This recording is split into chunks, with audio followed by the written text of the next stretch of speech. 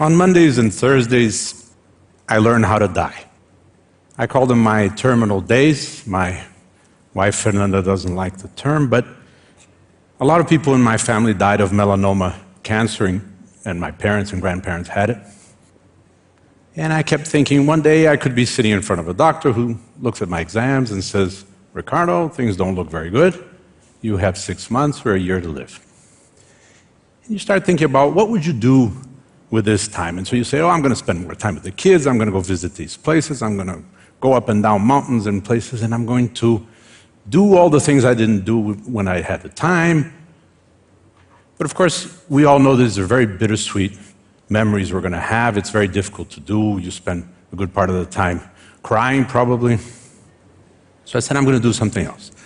Every Monday and Thursday, I'm going to use my terminal days. And I will do, during those days, whatever it is I was going to do if I had received that piece of news.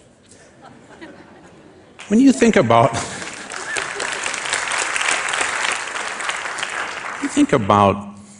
the opposite of work, we many times think it's leisure, and we say, I need some leisure time and so forth. But the fact is that leisure is a very busy thing. You go play golf and tennis, and you meet people, and you're going for lunch, and you're late for the movies. It's a very crowded thing that we do. The opposite of work is idleness. But very few of us know what to do with idleness. When you look at the way we distribute our lives in general, you realize that in the periods in which we have a lot of money, we have very little time. And then when we finally have time, we have neither the money nor the health. So we started thinking about that as a company for the last 30 years. This is a complicated company with thousands of employees, hundreds of millions of dollars of business that makes rocket fuel propellant systems, runs 4,000 ATMs in Brazil, does income tax preparation for dozens of thousands. So this is not a simple business. We looked at it and we said, let's devolve to these people. Let's give these people a company where we take away all of the boarding school aspects of this is when you arrive, this is how you dress, this is how you go to a meeting, this is what you say, this is what you don't say, and let's see what's left. So we started this about 30 years ago, and we started dealing with this very issue. And so we said, look, the retirement, the whole issue of how we distribute our graph of life. Instead of going mountain climbing when you're 82, why don't you do it next week? And we'll do it like this. We'll sell you back your Wednesdays for 10% of your salary. So now, if you're going to be a violinist, which you probably weren't, you go and do this on Wednesday. And what we found, we thought, these are the older people who are going to be really interested in this program, and the average age of the first people who adhered were 29, of course. And so we started looking at this, and we have to do things in a different way. So we started saying things like, why do we want to know what time you come to work, what time you left, etc.? Can't we exchange this for a contract for buying something from you, some kind of work? Why are we building these headquarters? Is it not an ego issue that we want to look solid and big and important and so forth, but we're dragging you 2 hours across town because of it? So we started asking questions one by one. We'd say like this. 1, how do we find people? We'd go out and try and recruit people, and we'd say, look, when you come to us, we're not going to have 2 or 3 interviews, and then you're going to be married to us for life. That's not how we do the rest of our life. So come, have your interviews. Anyone who's interested in interviewing you will show up, and then we'll see what happens out of the intuition that rises from that, instead of just filling out the little items of whether you're the right person. And then come back. Spend an afternoon, spend a whole day, talk to anybody you want. Make sure we are the bride you thought we were, and not all the bullshit we put into our own ads.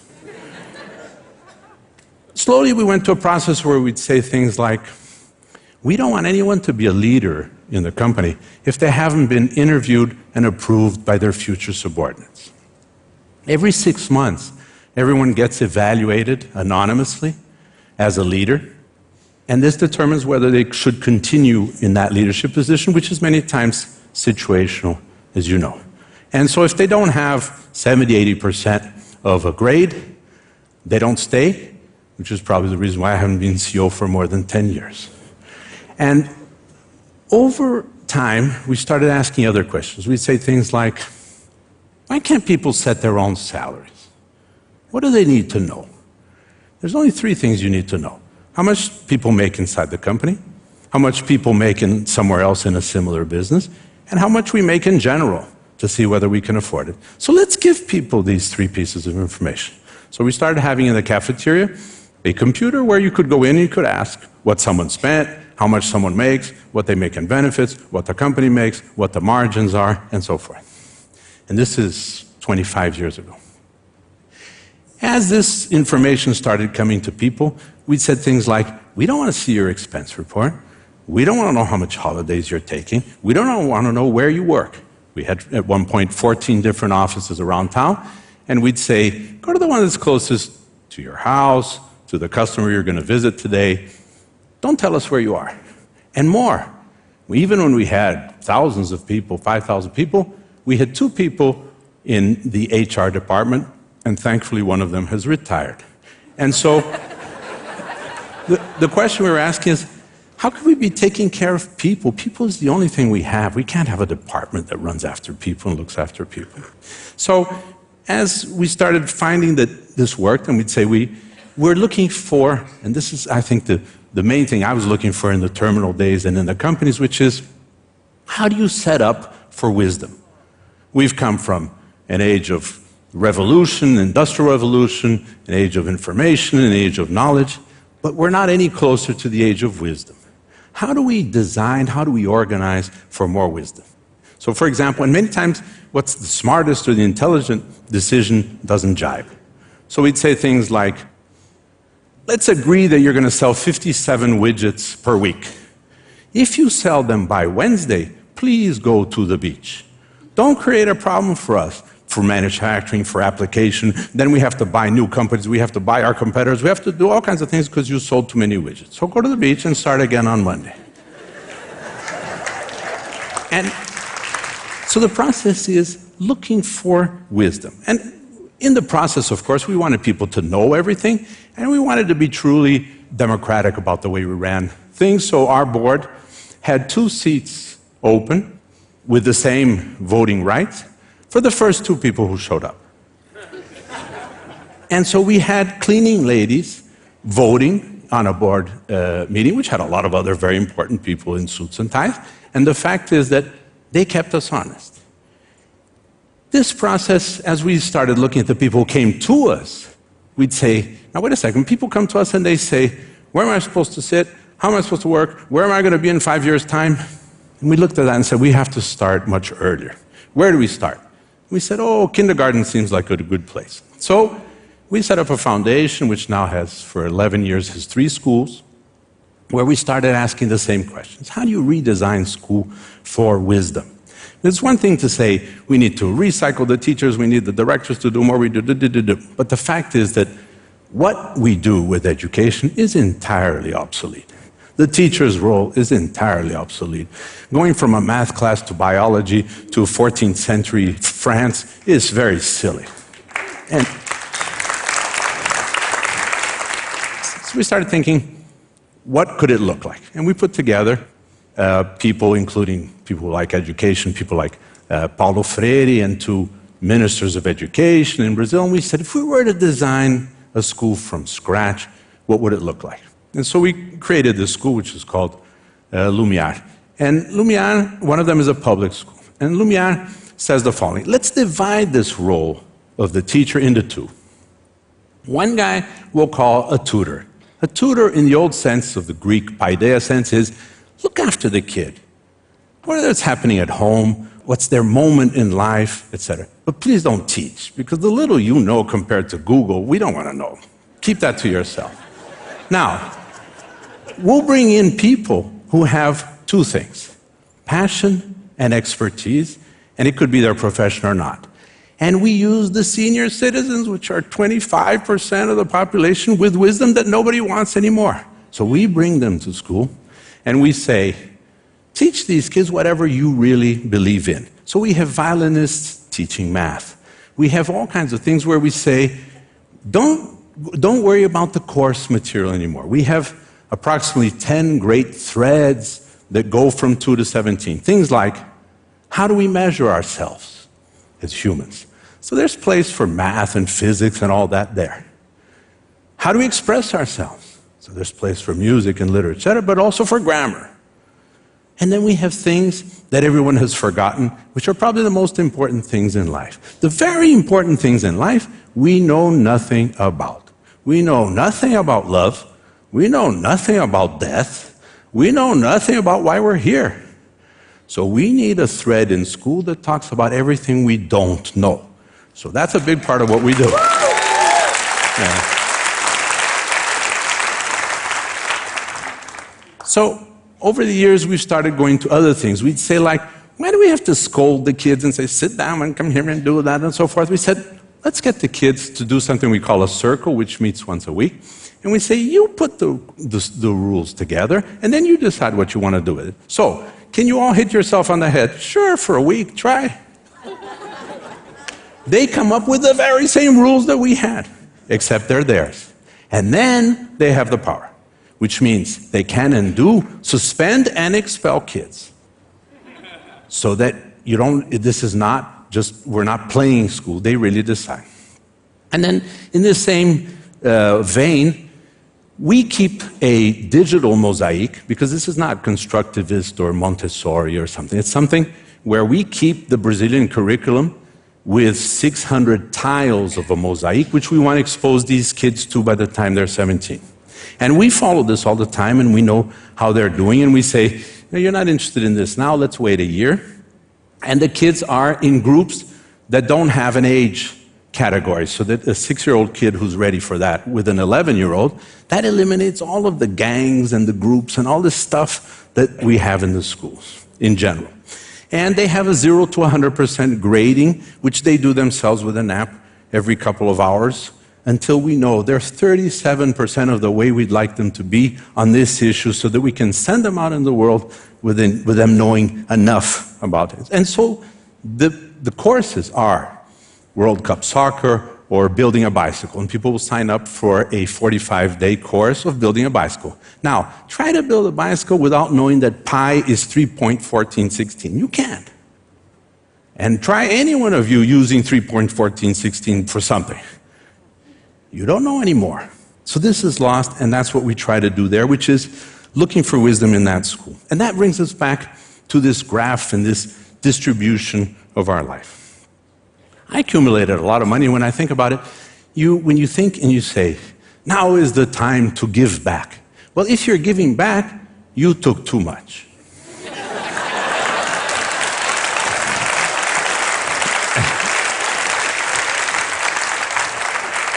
I keep thinking of Warren Buffett waking up one day and finding out that he has $30 billion more than he thought he had. And he looks at it and says, what am I going to do with this? He said, let me give it to somebody who really needs this. I'll give it to Bill Gates. And my guy, who is my financial advisor in New York, he says, look, you're a silly guy, because you would have 4.1 times more money today if you had made money with money instead of sharing as you go. But I like sharing as you go better. I taught MBAs at MIT for a time, and I ended up one day at the Mount Auburn Cemetery. It was a beautiful cemetery in Cambridge. And I was walking around, it was my birthday, and I was thinking, and the first time around I saw these tombstones and these wonderful people who had done great things, and I thought, what do I want to be remembered for? And I did another stroll around, and the second time another question came to me which did me better, which was, why do I want to be remembered at all? And that, I think, took me different places. When I was 50, my wife Fernanda and I sat for a whole afternoon. We had a big pit with fire, and I threw everything I had ever done into that fire. This is a book in 38 languages, hundreds and hundreds of articles and DVDs, everything there was. And that did two things. One, it freed our 5 kids from following in the steps of, shadow of, they don't know what I do. Which is good.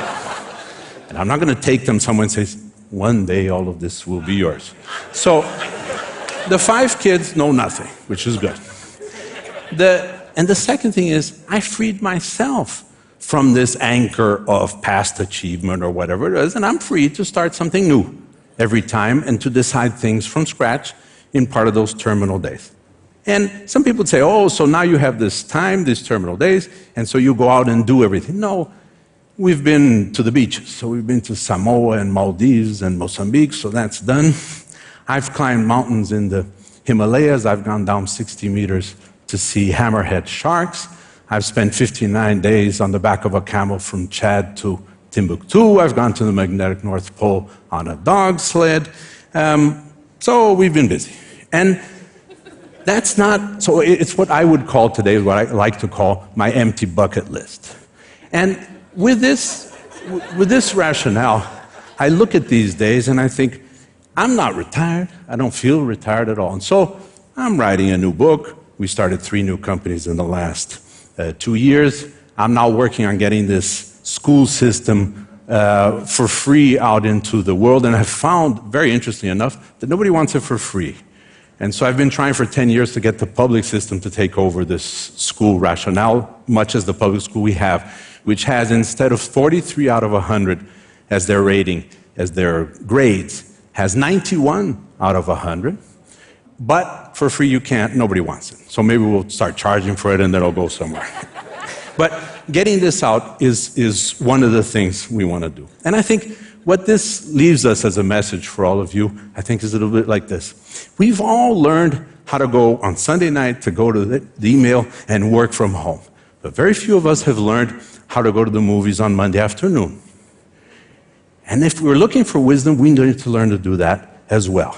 And so it's basically what we've done all of these years is very simple. Is use a little tool, which is ask 3 whys in a row. Because the first why, you always have a good answer for. The second why starts getting difficult. By the third why, you don't really know why you're doing what you're doing. And so what I want to leave you with is the seed and the thought that maybe if you do this, you will come to the question, what for?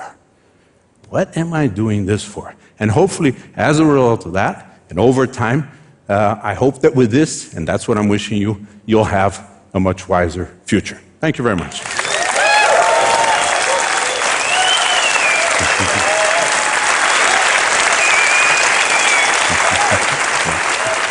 Incredible.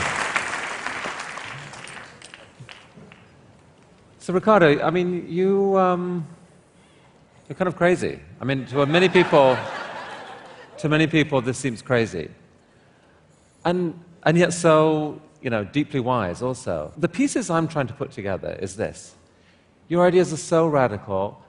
How, like in business, for example, these ideas have been out for a while. Probably the percentage of businesses that have taken some of them is still quite low, yeah? I mean, are there any times you've seen some big company take on one of your ideas and you've gone, yes? Yeah, it happens. It happened about 2 weeks ago with Richard Branson with his people saying, oh, I don't want you to control your holidays anymore, or Netflix does a little bit of this and that. But I don't think it's very important. I'd like to see it happen maybe a little bit in a bit of a missionary zeal, but that's a very personal one. But the fact is that it takes a leap of faith about losing control. And almost nobody who is in control is ready to take leaps of faith. It'll have to come from kids and other people who are starting companies in a different way.